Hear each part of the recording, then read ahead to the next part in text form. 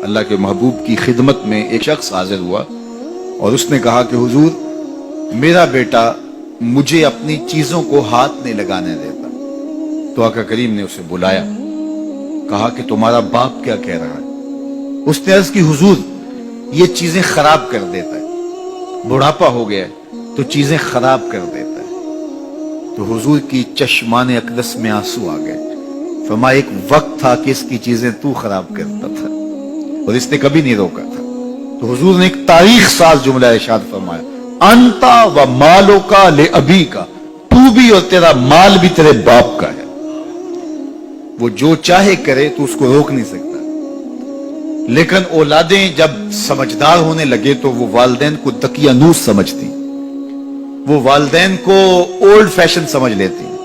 وہ سمجھتی ہیں کہ یہ تو جدید دور کے تقاضوں کو جانتی نہیں, حالانکہ والدین نے چکی کی طرح زمانے کو پیسا ہوتا ہے اور حالات کے جبر کو سہا ہوتا ہے اور تجربات کی چکی میں خود پسے ہوتے ہیں اور انہیں پتا ہوتا ہے کہ جو ہے وہ کیسے زندگی گزارنی ہے. اگرچہ وہ جدید دنیا کی اصطلاحات سے واقف نہ ہوں اور جدید زبانوں اور لہجوں سے آگاہ نہ ہوں, جدید فیشن انہیں نہ آتے ہوں, لیکن حالات کو کیسے گزارنا ہے یہ انہوں نے اپنے تجربات سے سیکھا ہوا ہوتا ہے.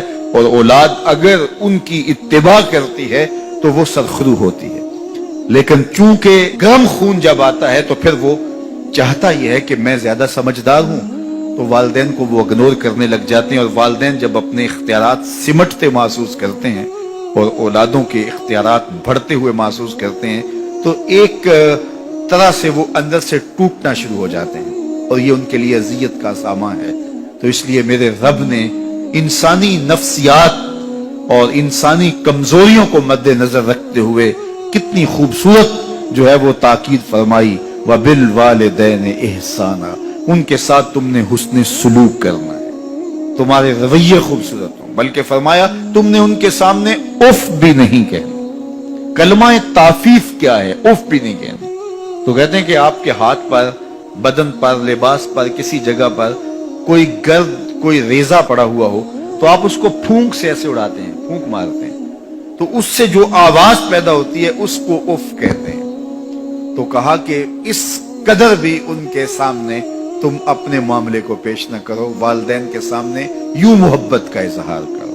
کلمہ تعفیف کے زمرے میں علماء نے یہ بھی لکھا ہے کہ ہر وہ رویہ جو ماں باپ کے لیے اذیت کا سبب ہو, ہر وہ کام جو والدین کے لیے اذیت کا سبب ہو, اس کو نہ کیا جائے.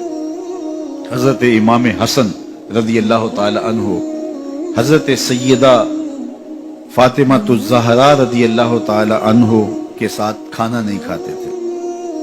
ایک دن انہوں نے کہا, بیٹا میری آرزو ہے کہ تم میرے ساتھ کھانا کھاؤ, لیکن میں دیکھتی ہوں کہ تم میرے ساتھ کھانا نہیں لیتے ہو. تو عرض کی, امی جان میں اس ڈر سے آپ کے ساتھ کھانا نہیں لیتا کہ کسی لقمے کی طرف آپ کی نظر بڑھ گئی ہو اور آپ کا ہاتھ ابھی نہیں بڑھا اور میں پہلے اس لقمے کو اٹھا لوں جس کی طرف آپ کی نگاہ سبقت لے گئی ہے, اور آپ ماں ہونے کی وجہ سے مجھے نہ روکیں.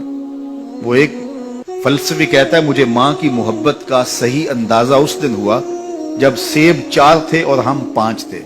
ماں نے کہا میں تو سیب پسند ہی نہیں کرتی, یہ ماؤں کے روپ ہوتے ہیں, یہ ماؤں کے پیار کا رنگ ہوتا ہے. تو کہا کوئی لقمہ اچھا ہو اور آپ کی نظر بڑھ گئی ہو, لیکن میرا ہاتھ پہلے بڑھ جائے اور آپ اس وجہ سے کہ آپ ماں ہیں تو آپ جو ہے وہ اس کی طرف ہاتھ نہ بڑھائیں,